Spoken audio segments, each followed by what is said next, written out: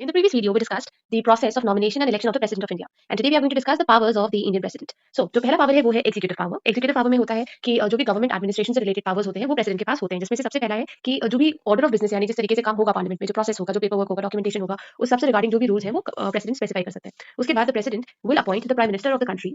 AG stands for the Attorney General of the country. CAG is the Comptroller and Auditor General of the country, and CEC is the Chief Election Commissioner of the country.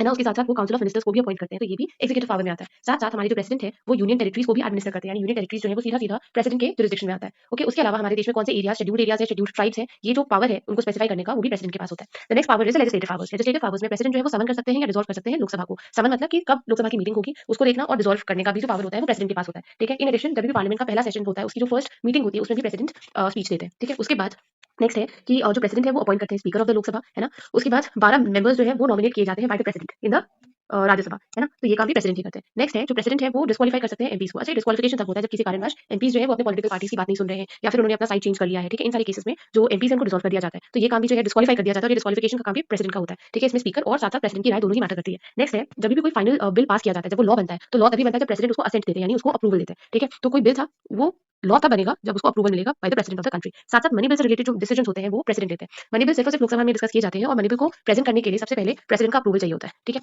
उसके बाद अगर कभी emergency हो जाती है या फिर हमारे देश में अगर लोकसभा डिसॉल्व है या फिर राज्यसभा का अभी सिटिंग नहीं है, तो उस केस में अगर कोई इंपॉर्टेंट कानून है जिसको पास करना है, तो वो कानून पास करने का काम जो है वो भी हमारे प्रेसिडेंट करते हैं, और उस लॉ को बोला जाता है ऑर्डिनेंस. ठीक है. उसके बाद हमारे देश में जो रिपोर्ट्स फाइनेंस कमीशन के होते हैं, नेशनल ह्यूमन राइट्स कमीशन के, इस तरीके के जो रिपोर्ट्स होते हैं वो भी प्रेसिडेंट ही प्रेजेंट करते हैं पार्लियामेंट में. नेक्स्ट है फाइनेंशियल पावर्स. फाइनेंशियल पावर्स में आते हैं मनी बिल्स. जैसे मैंने बताया किसी भी बिल को मनी बिल कैटेगराइज करना प्रेसिडेंट के पावर के अंदर होता है. उसके बाद प्रेसिडेंट ही बजट प्रेजेंट करते हैं. फिर फाइनेंस कमीशन जो होता है हमारे देश में, जो कि हर 5 साल पे बैठता है, उसको भी कॉन्स्टिट्यूट करने का काम प्रेसिडेंट ऑफ इंडिया का ही होता है.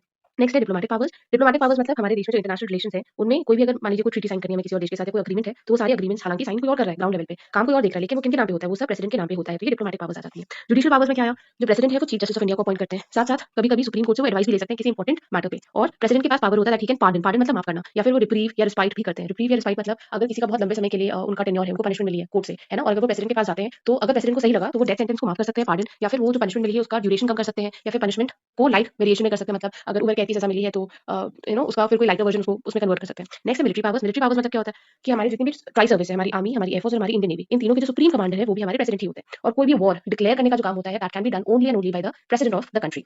ठीक है. तो ये बहुत इंपॉर्टेंट मिलिट्री पावर है जो कि प्रेसिडेंट के पास है. And lastly comes the emergency powers. तो हमारे देश में नेशनल इमरजेंसी यानी वॉर टाइम अगर सिचुएशन है ना, तो उसको नेशनल इमरजेंसी बोलते हैं. नेशनल इमरजेंसी भी प्रेसिडेंट ही डिक्लेयर कर सकते हैं. अगर किसी स्टेट में प्रेसिडेंट रूल लाना है तो वो भी प्रेसिडेंट के परमिशन से ही आएगा, या फिर फाइनेंशियल इमरजेंसी, है ना, कि अगर वित्तीय इश्यूज होते हैं हमारे देश में, मनी रिलेटेड इश्यूज होते हैं, तो उस टाइम में भी अगर इमरजेंसी लगाना होगा तो ये भी पावर हमारे प्रेसिडेंट के पास ही होगा. सो डिस्पाइट बीइंग अ डी2 ruler, despite being a ceremonial ruler, he still has got a lot of powers, and therefore president of India holds a very very important role in the country. I hope this was helpful.